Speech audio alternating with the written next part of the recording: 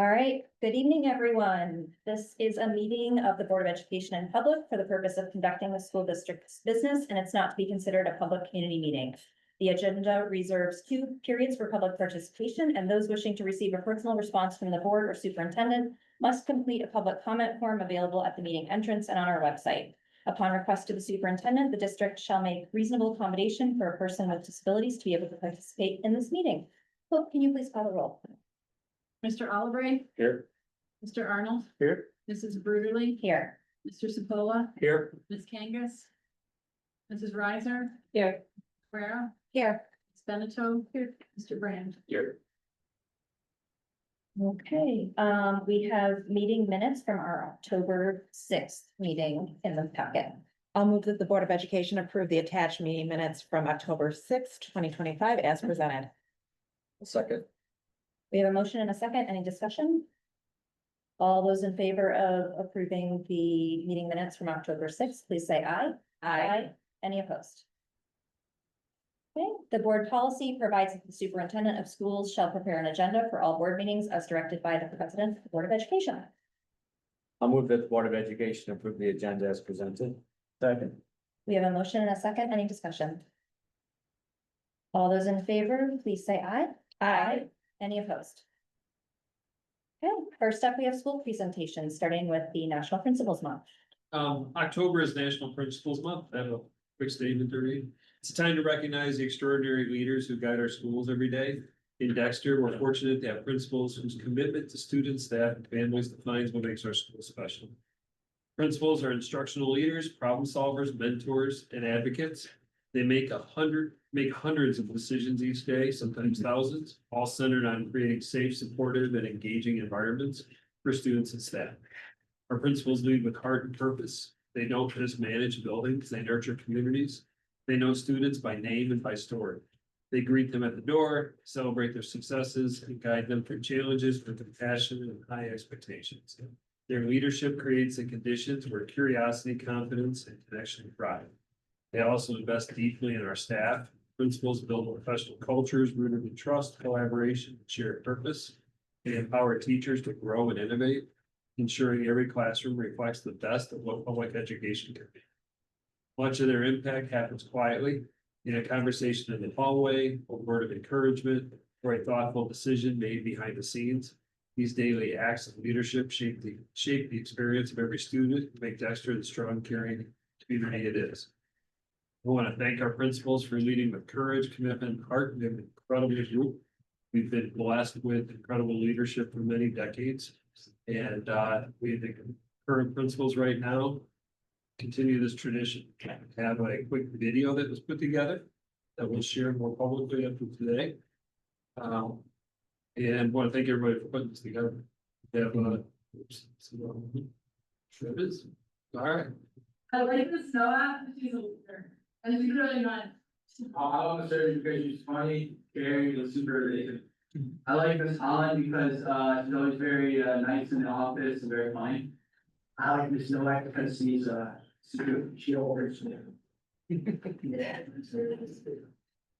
those stereotypes that people in the district. Miss Heikola is very inclusive.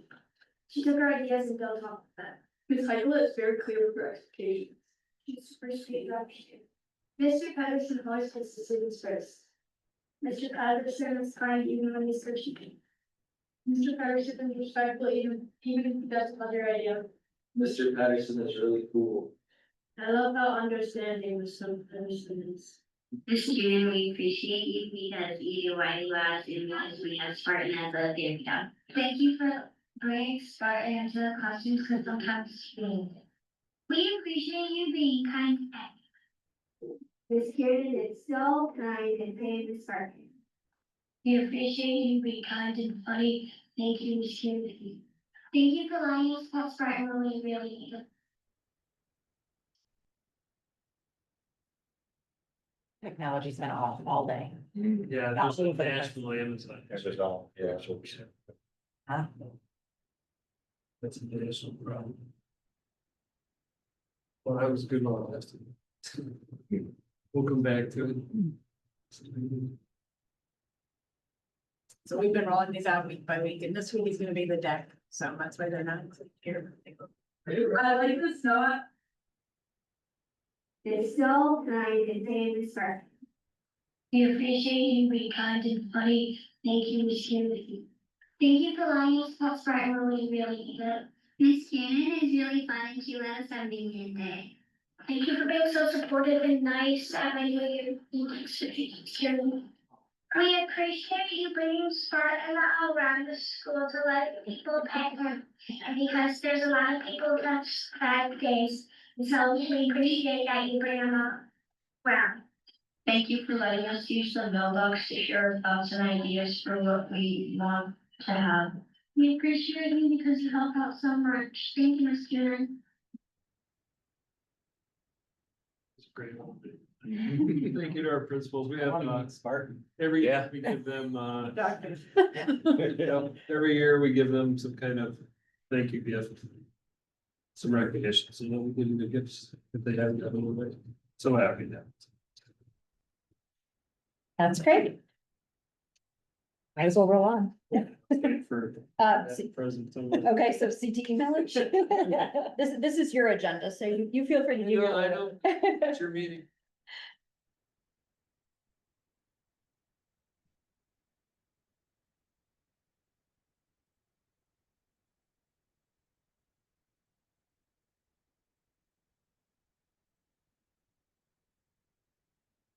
Name's Reese. My hope for our future is better access to construction trades programs for high school students. I found my passion and a great platform for becoming a construction manager through my trades program. Our program, the second day of school, the excavator shows up, then the real world takes over.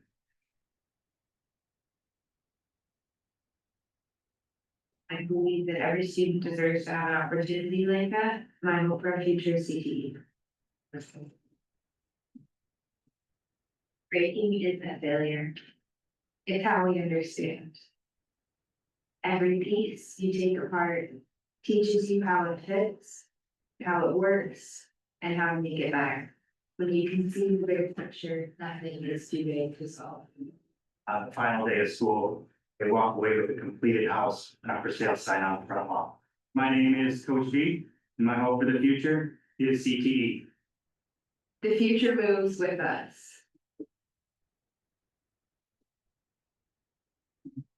So we have the millage vote is on, the ISD's millage vote's on the ballot, November 4th. We'll send her another out anyways this week. Yeah, it's like. Do we have anything going out to the Sun Times? Is there like a press release going out I saw something. I've seen stuff in there, in the Times? whether it's from WISD and probably. Yeah, I've seen some things.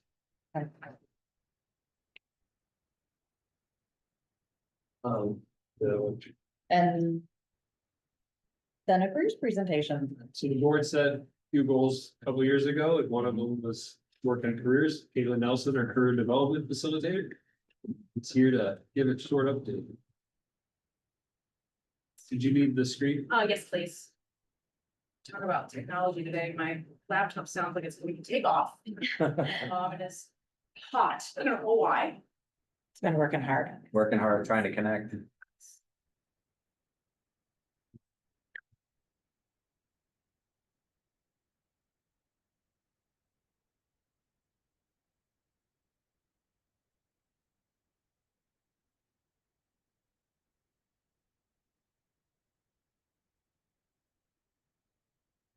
Thank you for having me tonight. I just wanted to take a few minutes to update you all on where we are this year with our college readiness initiative. And share with you some exciting student career interest that we've been able to gather since we've been actively working in school these the past 12 months. So briefly, just touching on our board goal alignment and the efforts that we are making. I will also talk to you a little bit about how we are integrating our 5th and 6th graders into the School Leads platform. Share with you a few slides that will showcase our student data, and then discuss the career fair for this school year and the enhancements we've been making. So this slide, I will not read it to you because you all know it very well, but we are working on those efforts to expand this into a K through 12 initiative. And this year, last year, we started with our 7th through 12th graders, integrating them into school links, and working on those college and career readiness skills. This year, now that we have a brand new careers and technology class at Creekside, they are onboarding into the system. So they start onboarding by taking that Find Your Path assessment, and that is the assessment that every student must take before they have access to the full dashboard and platform. So this is a tool that is designed to help our students identify their strengths and their personality traits, character strengths like curiosity, leadership, all those types of skills, and then they get matched with career clusters that they are, it's new to them. So our 5th and 6th graders do not know what career clusters are, but they are learning about some personality traits and those character strengths and things that they enjoy doing. So hobbies and the skills required to be successful in those hobbies and how those can align in different types of careers. So we are starting with that. Our 5th graders and 6th graders rotate through careers and technology every 5 weeks. So they have a different 5-week rotation. So we're in the early stages of it, but so far the outcomes have been very positive. And we're also using these insights to guide goal setting activities and really just building vocabulary around what strengths and interests are and character traits. We are also continuing that ongoing engagement with grades 7 through 12. So they are continuing to complete interest assessments, goal setting. This is happening in 7th grade in our careers and technology class, 8th grade tech ed class, and then 9th through 12 advisory for our students that meet once a month for 55 minutes. Some of the reflection is ranging on what their post-secondary options are. So college, 4-year college, 2-year degrees, skilled trades, military or direct workforce paths. We're also making sure that students understand that goals are not static. They are meant to be revised and revisited throughout the year. So that way they understand more about who they are and what their preferences are for work, and then they revise their goals throughout the year. I also think that this engagement is really going to help students see that college and career readiness, or we abbreviate it CCR, is a journey. It is not a one-time task. So having them in here frequently and having these discussions frequently is going to solidify that these are ongoing goals and that they can change, and they probably will change. But we want to make sure that they are just given all the resources and tools to make those informed decisions.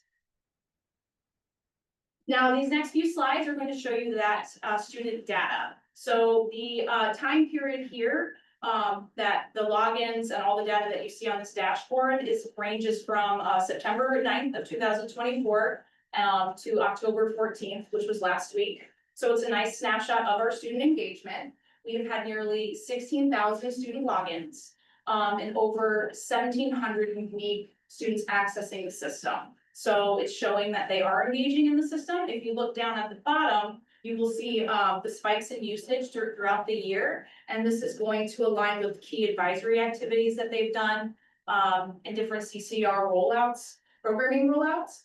Another new thing that we have started in School Links this year for our juniors and seniors is college rep visits. So in the past, we would have college reps reach out to myself and counseling team to schedule a time to come meet with our students.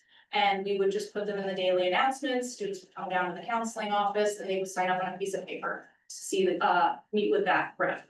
This year, School Links does have an engagement piece where we can create events and invite partners to be a part of the program. So as college reps who have reached out to come meet with our students, I have directed them to School Links. They've created an account. They're now a partner. Our students go in and they see all the events that are coming and all the college reps that are coming to visit, and they can register for these events. So we also have a tracking system. And we can see how many students are signing up for which schools. This is our 9th through 12th grade career data. And this is a powerful snapshot of how our students are engaging in the post-secondary planning and career planning. So we've had a total of 818 students who have set a post-secondary goal. And we've had 1,016 students that have identified a career. So if we look at the donut chart here at the top, about 75% of our 9th through 12th graders are interested in a 4-year degree, followed by a 2-year degree, There's some gap year students, trade school, workforce, and apprenticeships. Down here on the career side, at the bottom, this is going to, our students are gravitating towards high interest careers, so medicine, business management, law, engineering, animal and veterinary sciences. The number over here on the right to the horizontal bar graph is not the percentage of students that are favoriting that type of profession, but that's the actual number of students. So if we were actively in the analytics page right now, I could scroll down this tab right here and it will show you a bunch of different types of professions that our students are favoriting. I think this data is also really important because it's not just informative, it's actionable. So now we're able to see how we can guide and allocate resources, and build resources, build partnerships, and design programming that are going to reflect student voices. Our 6th through 8th grade career data, is not quite, we don't have quite as many students, but also because our 6th and 7th graders this year are brand new. And so not every one of them have been onboarded into the system, because not every one of them have gotten into that careers and technology class yet. However, we still have 83 students that have created a post-secondary goal.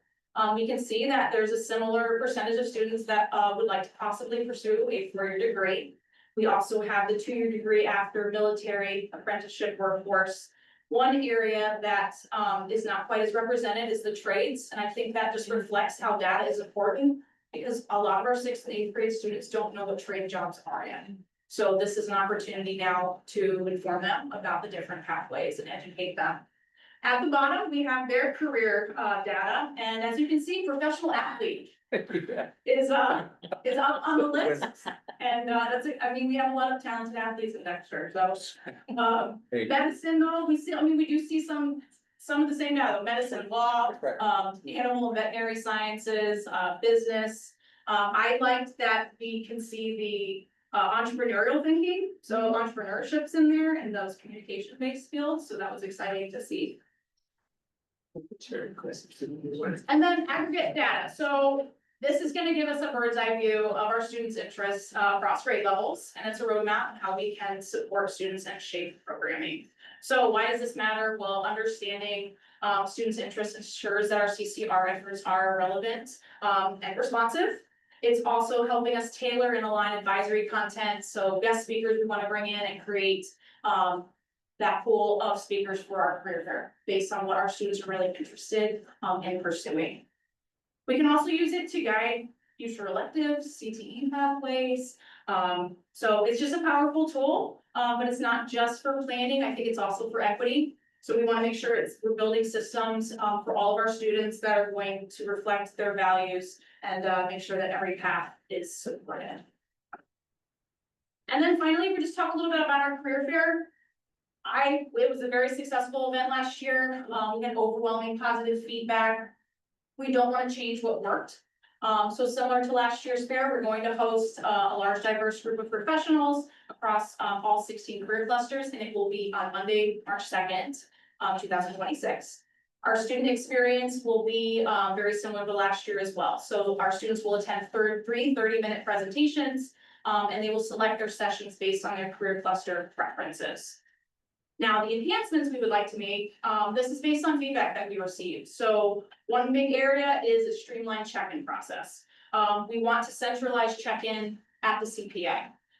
That will ensure faster entry and also reduce the bottlenecking that we experienced in the main doors where our students also enter the building. So we will have clear signage, trained student ambassadors who will guide our attendees to the CPA in a welcoming and organized fashion. They will receive a welcome bag, they will enter the CPA for a quick meeting that goes over some housekeeping items, and then they will be released to their assigned space. An area for our students that we would like to enhance and improve on is providing them with a more updated biographies and clear career descriptions. So this last year, our students received a Google form, and it had the career cluster and then the title of the job. Our students need more context. We all know that what we do and our job titles don't necessarily accurately reflect all the things that we do in a day. So we can provide a bigger biography and more description so they know what they're signing up for and they can choose what their preference is.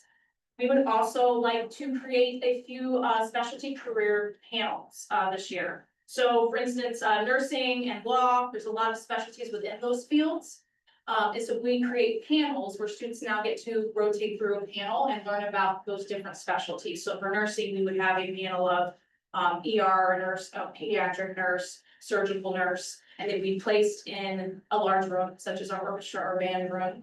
And then our students get to hear a little bit from each specialty. And then that staff member would facilitate that. So our staff member will make sure that each presenter is able to have the time to speak. It will just offer guide conversations, ensure students are engaged, and also support meaningful questions. We would also utilize a panel for our military branch. So students who are interested in possibly joining the military after would rotate through a panel. So if anybody has any questions for me, we have a team for today. No, great. And I love to see how it's coming together even more last year. So kudos to you. Yeah, my daughter's in 6th grade, so I already have if she was gushing about it, so she's really excited about it. Oh, good. Yeah, yeah. So it's good to see it in play. Thanks very much for being here. Yeah.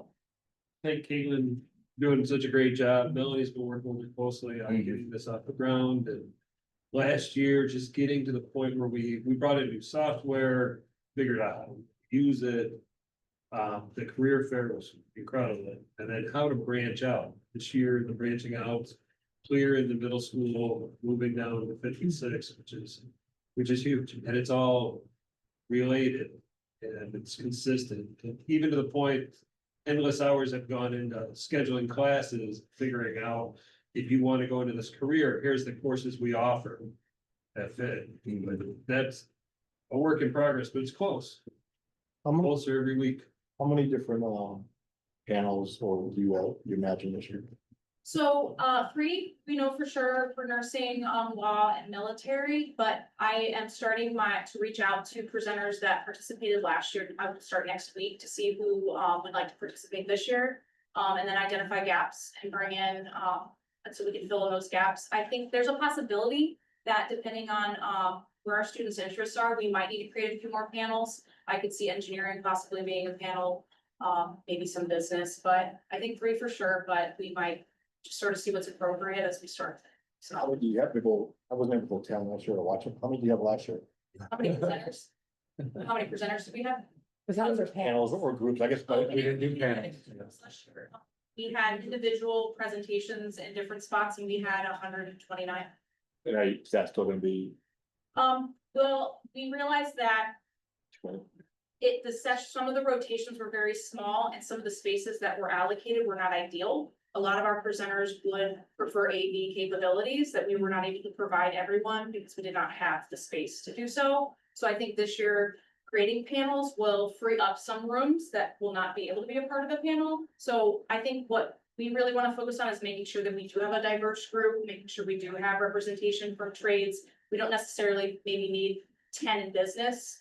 So if we can just find that diverse group, I think would like to keep it around 80 to 90 this year. I think we can comfortably say that we can fit that amount of guest speakers in spaces. And then creating those panels is going to allow us The to. panels are for bigger groups or bigger clusters. Yep. Yeah, you could have a building 3 trade. different types of lawyers at this table. Yeah, Right, Yeah. and our days look very different. yeah, you could have a building trades panel with, obviously construction, plumbing, electrical, HVAC, somebody, like that. They may not need the AV capabilities. A lot of those presenters prefer to show something. So we had a special agent for the FBI come in. Actually, he's one of our neighbors. And he brought a lie detector test in and he was like, I'm perfectly happy in the gym. And I have students on the bleachers and they got to come down, they got to try it. So we'll still utilize those spaces for presenters that don't necessarily need AV. So. All right, It's exciting. thank you. We appreciate the update.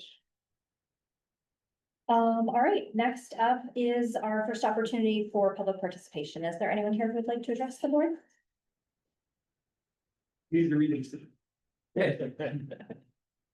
I can be rigid if you'd like me to be.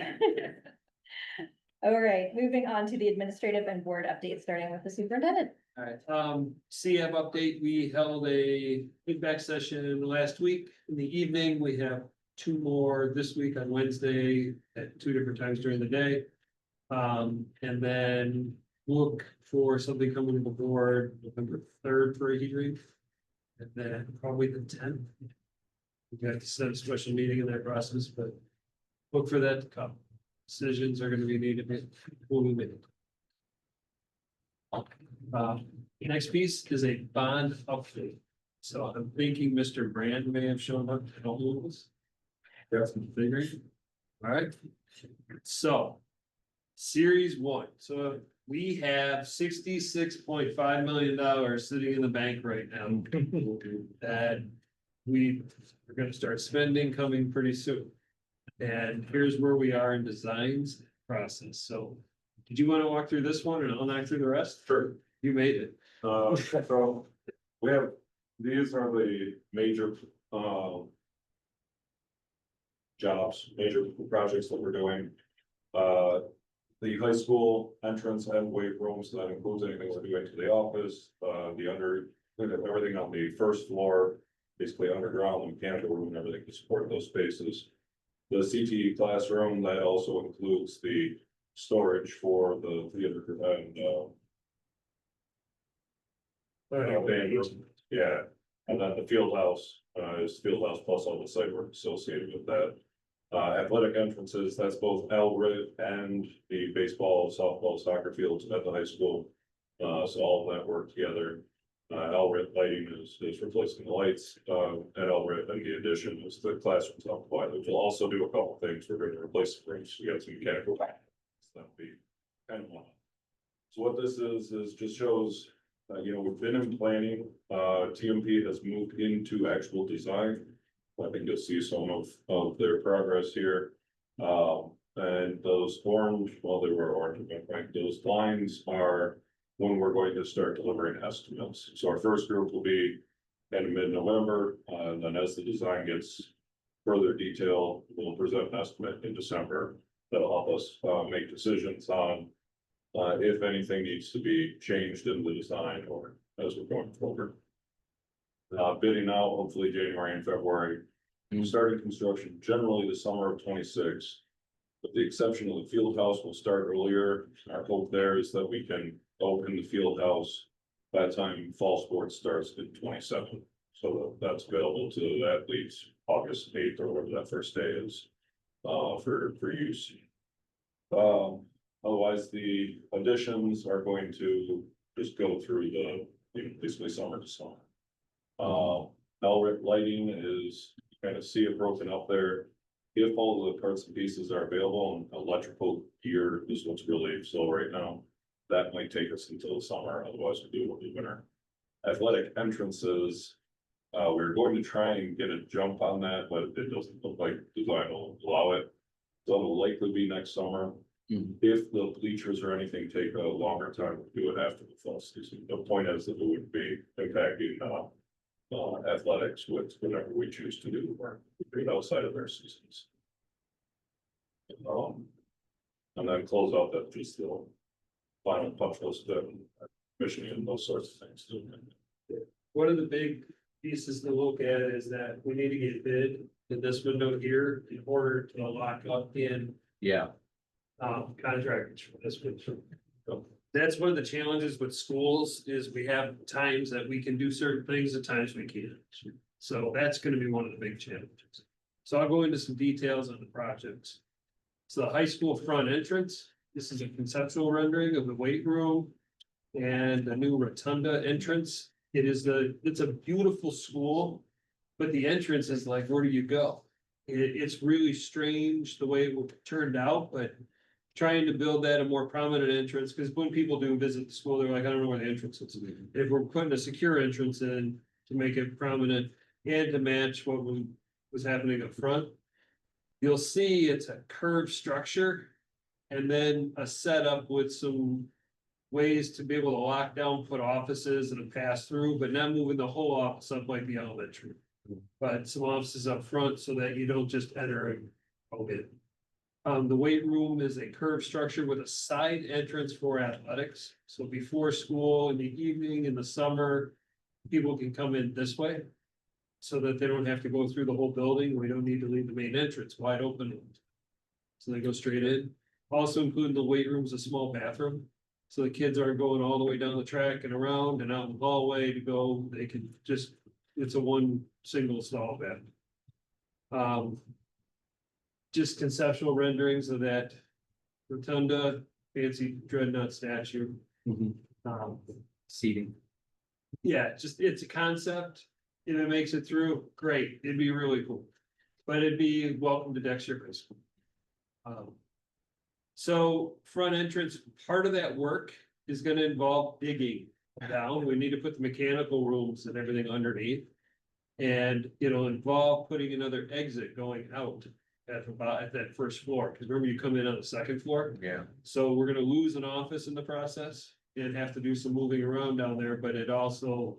It allows us to put some athletic storage down there for uniforms and things that tend to get damp.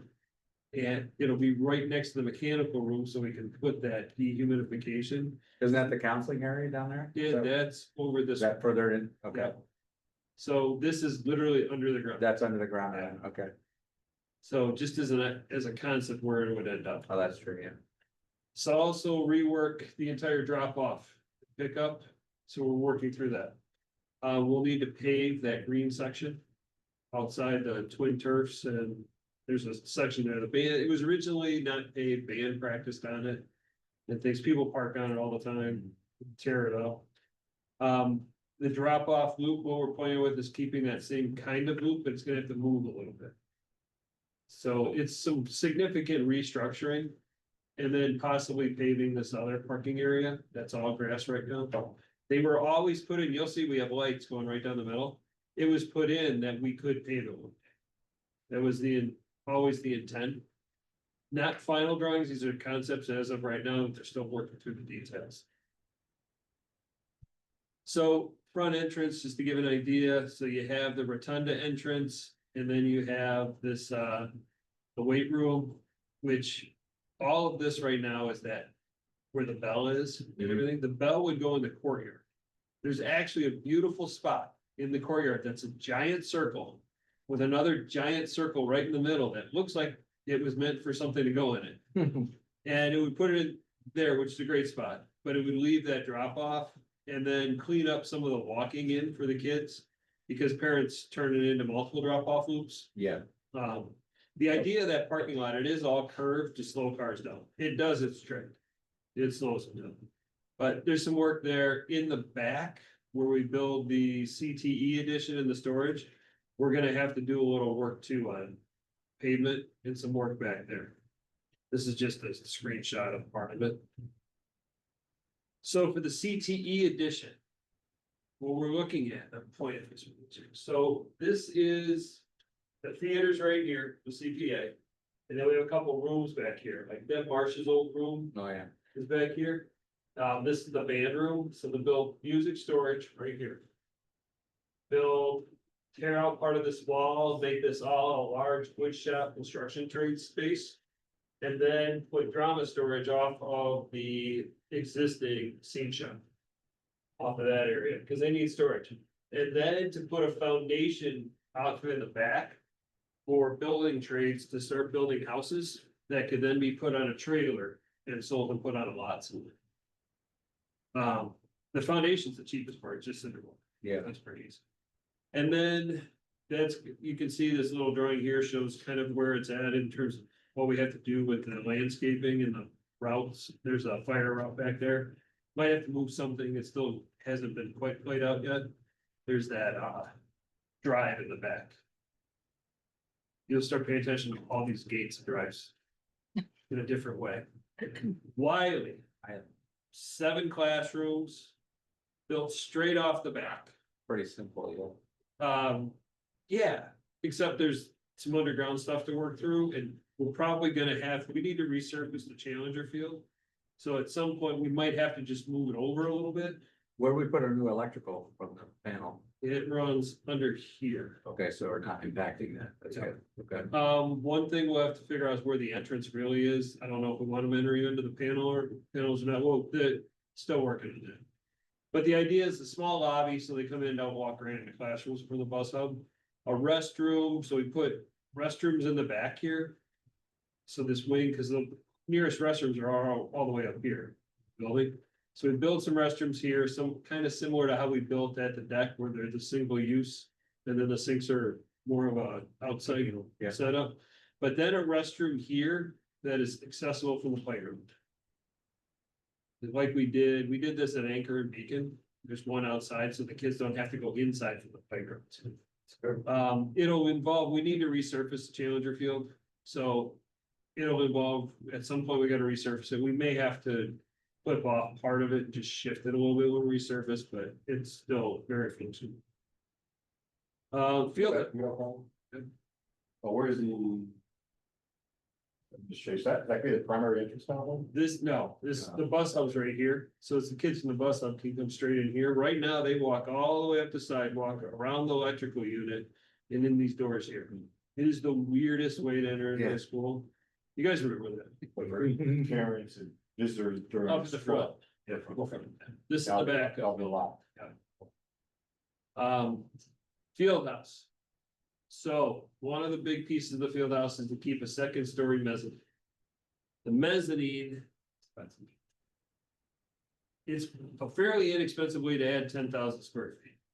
The mezzanine would give us options. They'd be large enough to fit as large as a couple wrestling mats, multiple batting cages, dance area, very flexible, could fit a ton of things up there. The mezzanine would be 53 feet wide and 185 feet long, which is wide enough to do just about anything.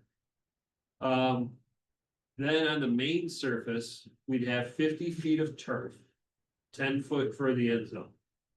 We have enough room for the track lanes around the turf, so on all four sides, they'd be just shy of 70 yards, 65, 60, 70 yards, 52 this way. Which would give us room for pole vault, long jump, practice. You would give room for sprint lanes, you could do some hurdles, etc.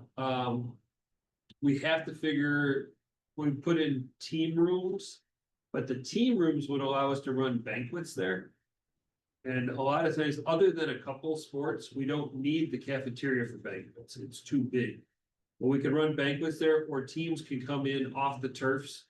Or in other spaces to go watch film and do what they have to do. And then a multi-purpose room that is large enough to fit the dance team or a team like that, that's currently renting space offsite, cheer and dance are displaced everywhere. A lobby entrance, couple of offices. And it would give us some flexibility to be able to put, like right now, the mezzanine can fit 42-foot wrestling mats, 4 batting cages. Netting would drop down around so we can pin off the lanes. None of it is a competition site. In the work, this is about 60,000 square foot of on the floor, 10,000 up top. To put an actual competition field in is about $10 to $20 million more. It's significant, and it doesn't fit anywhere without huge mitigation. So I'll show you that. This is the idea of where it would go, is if you're walking on the turfs, put a sidewalk straight through and where those light poles are in the middle, then it would be straight ahead. As part of the project, when the turf needs to be replaced to put a track in, we have 300 track athletes and we have one track and it's shared with the stadium. So put one right at the high school. So we would need parking, etc. So there'd be a road that would come from the back, not from the road yet, up through to get parking, but then many of the athletes, depending on the weather, would be walking in, depending what time of year it is. So for the layout, this is the land itself. There is a wetland that runs through here, creek. So it's fitting without having to mitigate or disrupt any wetlands. If we go through right here. There's significant elevation trying to bring a drive this way. The other option is to put a drive off of Parker Road, so I'm gonna go through that process. Right now, we're working on whatever the right option is, but there are a couple options. One of the challenges, it's not a ton of trees to cut down, they're already cut down up through about this line right here.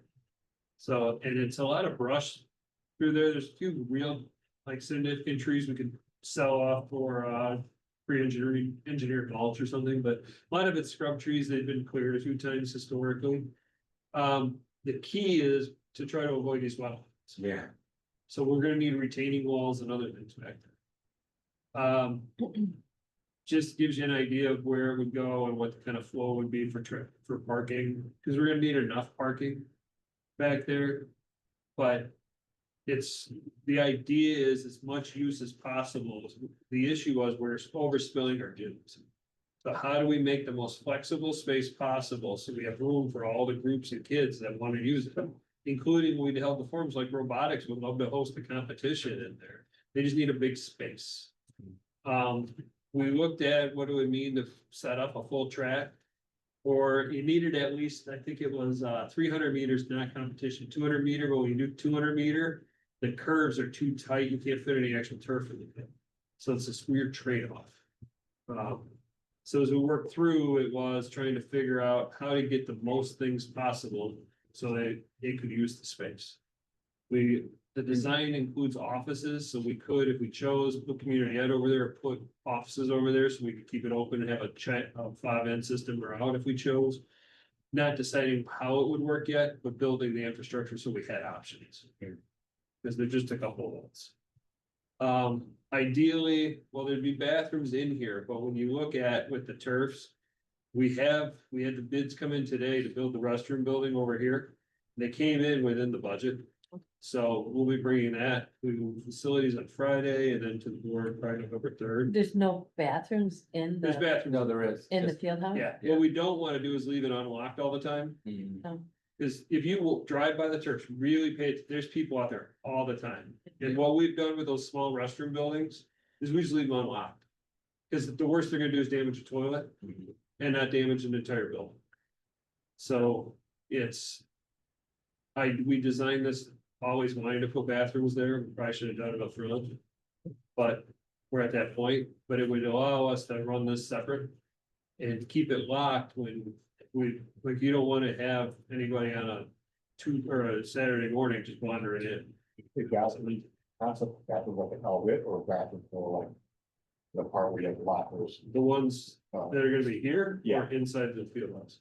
outside. Outside it's 4 individual bathrooms with Like Mill Creek, right, basically. yeah, A bigger, we bigger. made it a little bigger, we put hooks in them so the kids could change clothes and things like that. We spelled out, put a little shelf in there, kids will need. Yeah. There's kids, they change all of them. So, again, the timelines, Mhm. going as fast as we can go, we have $66.5 million in the bank. That we need to, we're now allowed to earn interest. Yeah. And Gotta get it remember, going. taxpayers gave us the money. to Start putting this stuff in place. So it's gonna be coming fast and furious. It's, we got through this phase, now we get to the next one, and we'll start working on the big designs, like across the streets of the big design. That's gonna Yeah. that's gonna be a long process. So that's where we're at as of, 7:43 PM on October 20th. So even if we wanted to go bigger with our footprint on the field house and say we just theoretically nix the mezzanine, because it's a pretty good expense to have elevator, egress, all that stuff up there. We nix that and added square footage to the building itself. To the Yeah, back, could go out. we were pushing up against those wetlands. right? Yeah, there's a significant cost change. So- That's part of the problem. Mhm. It's doable, everything's doable. Sure, We're moving right, dirt, money. But going up makes more sense than going out for that reason. It is less expensive. free space per square inside. foot. Yeah, you're just building the floor, basically. I don't know. Greg can explain the Good. difference in square foot when you build up versus everything, but Yeah, it's already covered, so you're not, you're doubling up your space. Yeah, the structure, so that, going out, is. But another couple of, Foot. steel structure going out is not a big deal. It's the wetland infrastructure. Yeah. That's You probably could, gonna you cost. could expand that building in the future Mhm. by just adding more steel portals, like. You just build onto it like any other metal building, Yeah, but you have probably. $1.5 million in wetland remediation to do so. what did you, And the cost of the. look at it. was it turning it that way? Then you don't have to work apart. Right. And we looked at other sites. There's Yeah, the other one is out Sites. by, on the. There's issues with that site too. The Sure. cost is not that drastically different. This is probably more expensive because of the drive. I'm And just, some of and that- I'm just wondering, why are we doing that drive from the back end of the building? Why wouldn't you just do it right off Parker? Probably So, will eventually. right? One thing we wanna figure out is how our kids Yeah. go left out of that parking lot. Is, we had a kid get killed, something, what, 13 or 14 years ago? That's a really hard turn, can't see anything, and our kids will drive over there to practice. And they'll pull out, we probably long term, They'd pull out the main intersection, go down and then pull Come back into in. the. long term, what really, once this, if we, and we have to go through approvals with the road commission to put another curb cut, Mm. which is a long, lengthy process. Long term, what really should be looked at as a district is analyze that traffic after we build this on how it comes out. With the intent of putting another drive coming in, but what is the solution here? Mm. Is it a roundabout? Is it a light? What is it to make it a safer turn? Ideally, there's traffic engineers will come up with the right idea, but it could, like, you could slow it down by giving up a corner of land and putting a roundabout there and slow the cars down. Is that the right thing to do? You'd have to pay traffic engineers, but as a district, if it's on our property, the district can pay for it. Like when we built these roundabouts here, or when the road commission did, that wasn't in the bond plan. The bond plan said we were gonna straighten out all the driveways going into the Creekside building and figure out how we're gonna address that backup on Shield and Baker. And on Dan Hoey and Baker, and then it just turned out the road commission, we got everybody together and figured out how to get some federal funds to be able to build roundabouts, and then we took our bond funds. Then we bought the, gray house, used to be blue house, and we'll put the driveway there, and. You're gonna have those come up, like we have a really good plan. But as you start executing the plan, the situation changes and you have to be willing to be able to pivot. And one of those pivots logically could be going the 2 to 3 year route, of figuring out how you're gonna change the traffic pattern at the exit of that high school and to get in back here. But it's years. You're like, what do you think it'll take to put, if you want to put a roundabout there, 2 to 3 years of process? If we were pushing it very hard, we'd have an answer in like, yeah. Somewhere. Years. So long process. If you didn't have the mezzanine, or if you weren't building the mezzanine, could you have an indoor track? We looked at an indoor track. You It's a can't much have bigger that building. competition. Because the curves are too tight. And if you make them a 200-meter curve, you don't get enough turf to do it. Cause then you gotta make it the right radius, You get You about start 30 yards, cutting in. and you have to go opposite the track, so we built the track building at U of M. If you're ever there, if you see it, you can see that infield, it's much skinnier than any sport would really want to be playing on. You just won't have the depth for any long passes between cross field hockey, would be able to run plays for football or soccer. I mean, it's just too small space in between. So the design of this, what it allows. After all the different workings, we can drop curtains now, and they're really solid curtains. Here, here, here, here. You can have a team going here, and track doing things, or other sports, doing things on the hard surfaces. It just gives a lot of flexibility. So right now we have 60 yards of turf in that. Yes. Is that what we're talking about? And the option, I mean, you could drop cages down, you could drop a ball down for lacrosse to throw into, you can do a lot of things. Can you go back to the layout, the schematic, site layout? That one, yeah. I'm just thinking out loud, if we were to take the building and move it up to where one of the, not cover the whole twin turf, but a Okay, so we portion can of lay it, that one to out. get 100-yard field inside. And then you're laid getting that away from that wetland too. We You were. guys have talked about that, I'm sure. Yeah, what are the challenges? Because I would give up a little bit of one of the 100-yard exterior turfs to get 100-yard interior turf. You know? We still haven't paid off the bonds on the turf. Those are, That was. I know they're used, but you're getting a bigger building. For the same Do amount. that for about, I don't know, Ryan, what was that, a month? Yeah, we do the exercise. Did you? Okay. The only affordable way to do it would be, air inflated or supported. No, that's too St. Joseph, so, you know. And the You long can't term afford that, like, a pre-engineered metal building. Yeah, It's, I mean, The limiting factor right now is the wetlands, right? To go out back. with that Bigger. money, And obviously, it's gonna cost, I'm not saying it's free, it's gonna cost extra money. maybe double. Yeah. It's about 100 yards or double. Is the goal, or the objective, when you guys did your study, the overall need for the indoor stuff there, it's not competition in my view, it's more for training for the Yeah. off season, right? So if it's training for the off season, instead of going out to Brighton or going out to who knows where, I don't know if we would do the trade-off, you know? That's just if that's the objective, training, you don't, and training more sports. And this is just, right now, this is where we're at. It's good. Yeah. They're designing, we're moving towards design. Once we get into DD, you can't be making They're not changes. changing. Yeah. Well, We're really close. that's where we end up, like, Yeah. the twin turfs were supposed to be a little bigger. We reduced them, we didn't put the bathroom in, we did things Sure, like that. When we got to the actual build, and, we didn't put that parking lot in right there, things like that.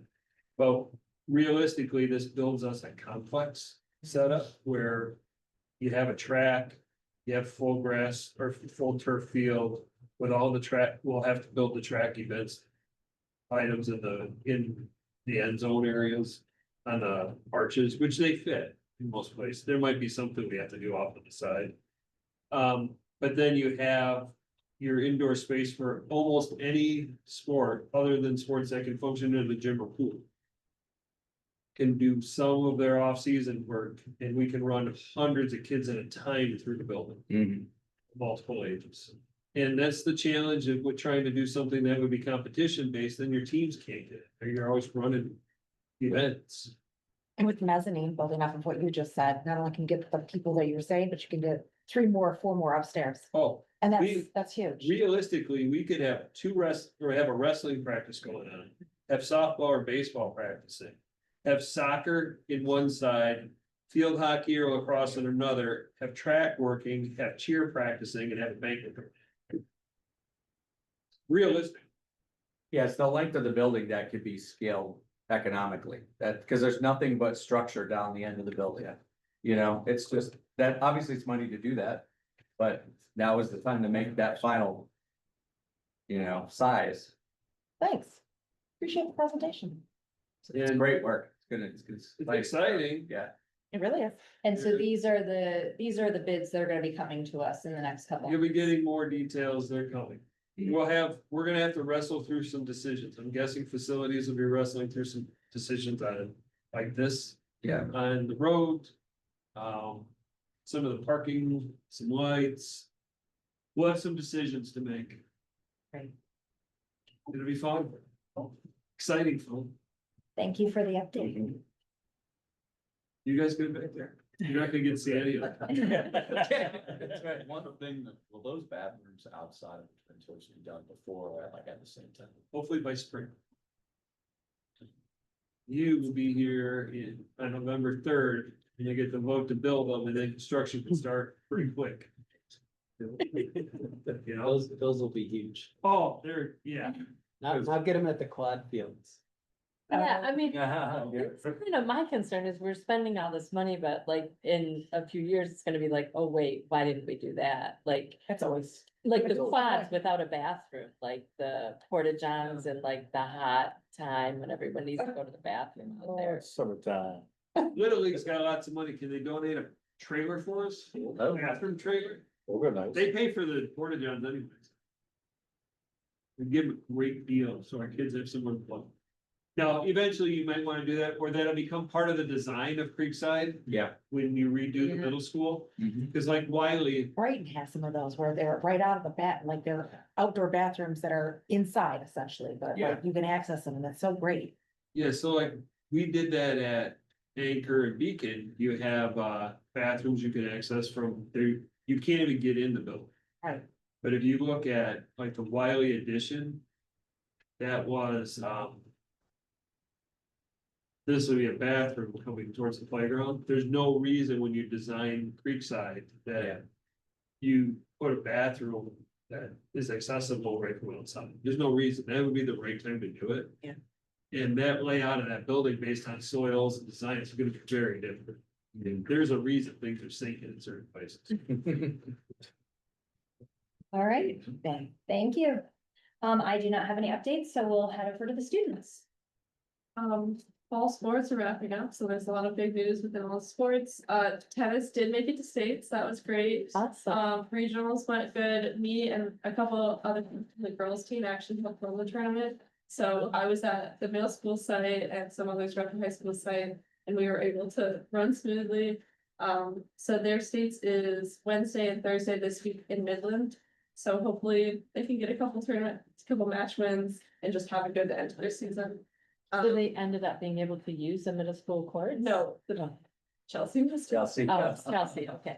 Yeah, but it worked out okay. The time difference really wasn't that bad. It was only like 15 minutes away. So Okay. it wasn't. Okay.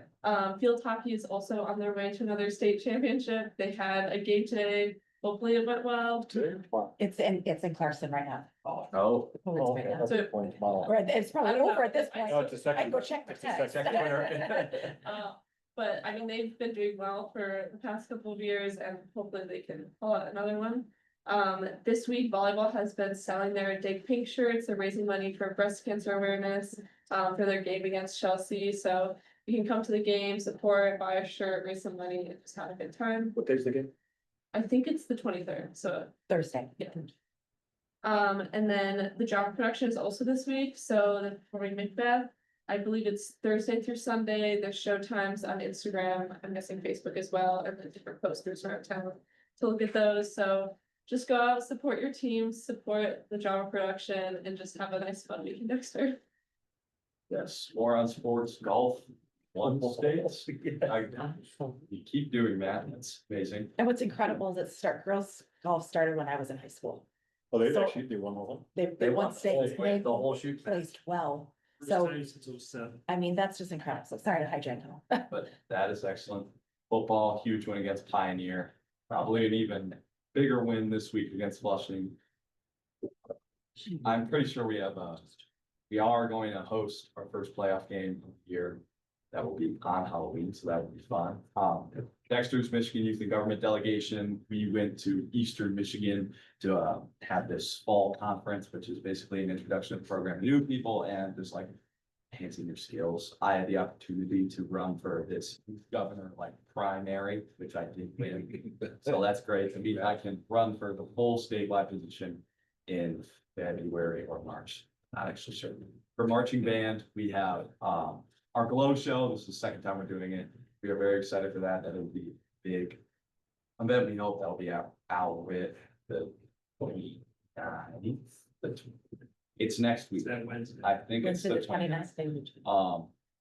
I believe the next day, the orchestra and symphonic band will be performing at the CPA for their Halloween concert. The symphonic band will just play one song combined with the orchestra, and I believe the orchestra will be playing two as well. More boring stuff. The NMSQT is tomorrow, PSAT is tomorrow for juniors who want to do that for some reason. And what else? Powder Puff unfortunately canceled because of lightning. I'm not sure if it's been rescheduled yet, but I know they are working on doing so. That's all I have. Thank you for the updates. You mind pushing the red button? I think the Halloween concert is on Tuesday, in case you're thinking. Thank you. All right. Moving on to our consent agenda, we have the September 2025 budget review.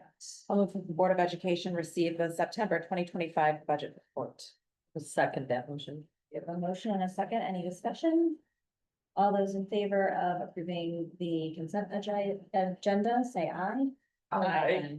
Any opposed?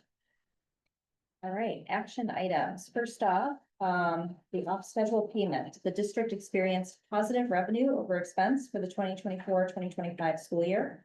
Consequently, this evening's packet includes letters of agreement with DAA, DEA, DESPA, and WWBDAMA, and a memorandum for individual contract employees, all regarding a one-time on-schedule payment. I'll move that the Board of Education approve the attached letters of agreement with the DAA, DEA, DESPA, and WWBDAMA, as well as a memorandum regarding individual contract employees. I'll second that. We have a motion and a second. Any discussions? So our tradition and history is that the DEA has members serving on the finance committee, which builds a great level of trust to understand what goes into making decisions on our finances. As part of that trust is that if we ever end up positive, we all, at the end of the year, we split it.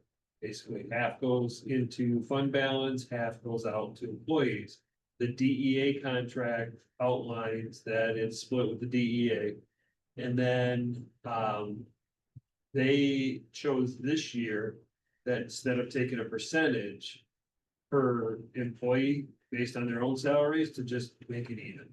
And then DAA followed suit, and everybody went, great, we're gonna give, instead of some jobs getting $42 and others getting $400 or $500, so everybody gets $150.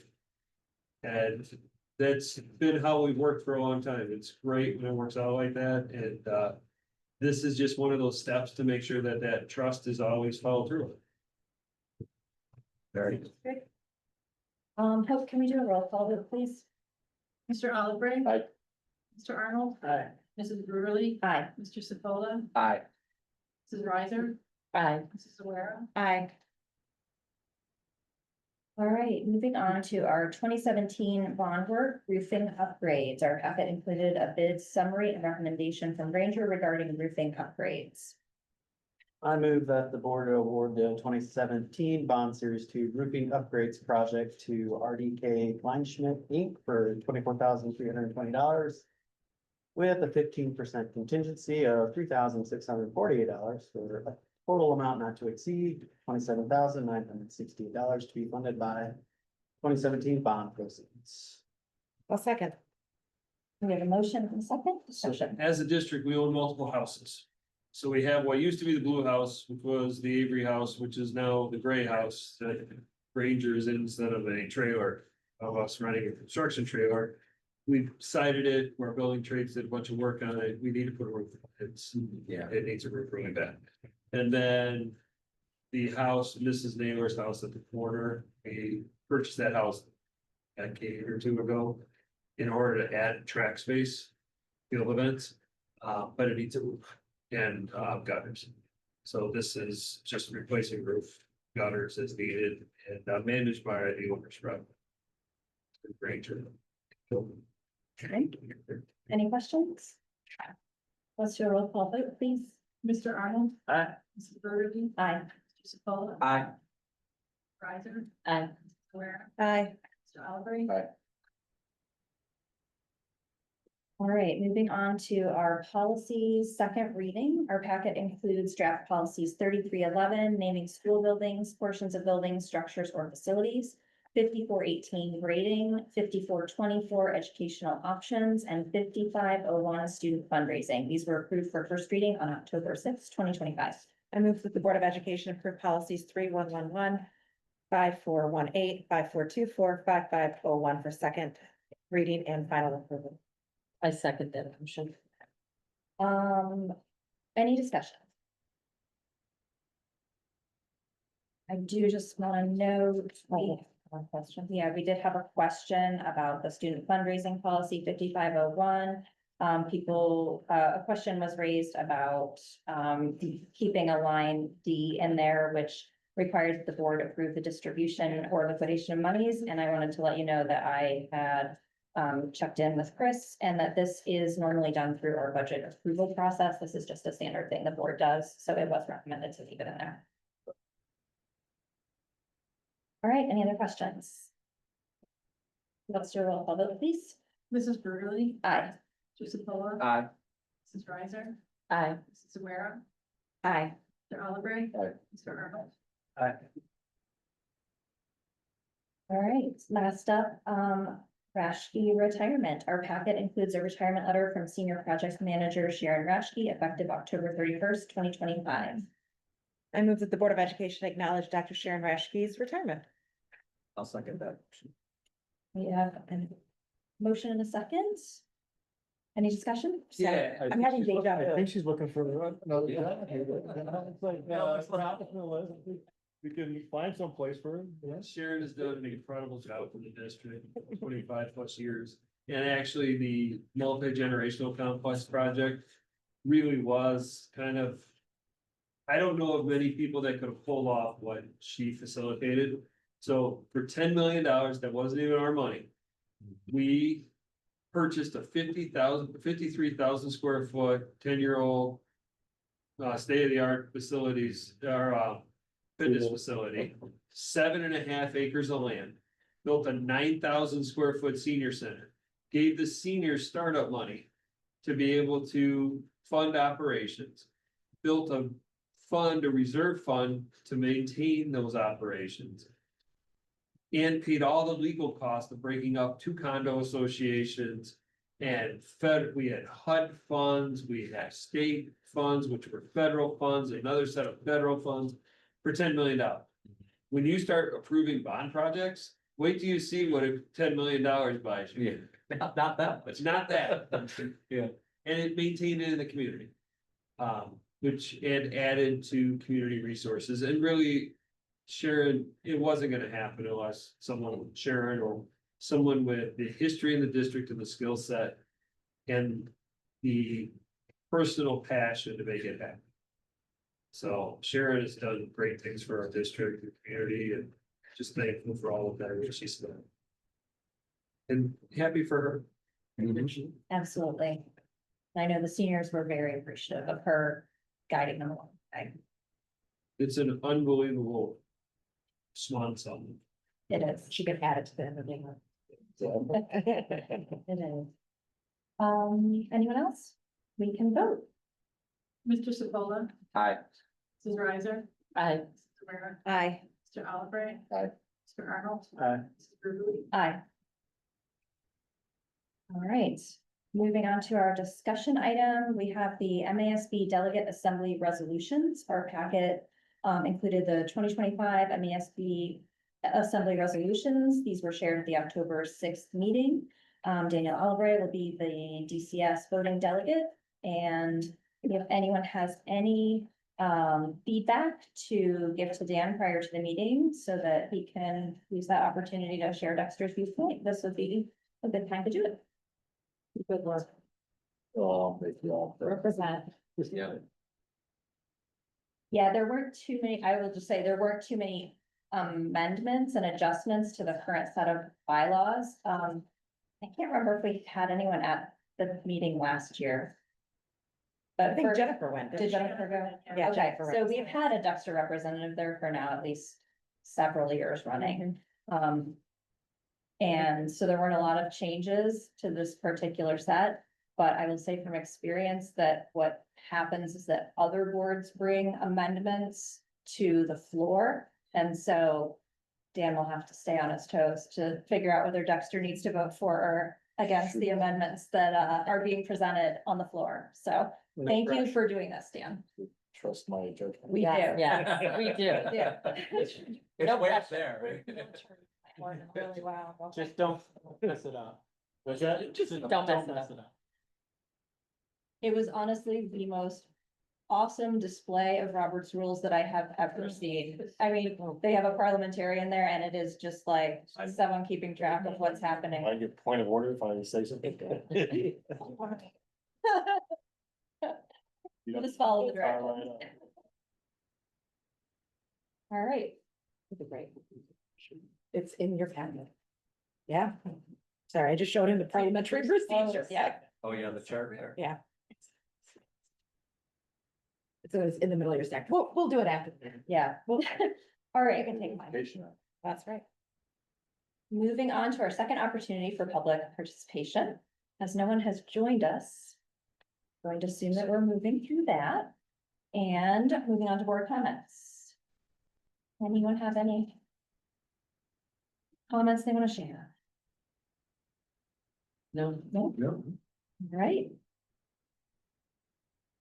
We have information items in our packet. We have the MASB assembly resolutions, and we have a flyer highlighting the CTE open house. I guess that's, They added one this year. It's Okay. tomorrow. thank you. There's 3 locations that we should go to. Perfect. Yeah. Yes, for tomorrow night. We do not have a closed session tonight, so we can adjourn. Thanks, everybody, very much. The lines. Yeah, right? Oh, yeah, they're on, right?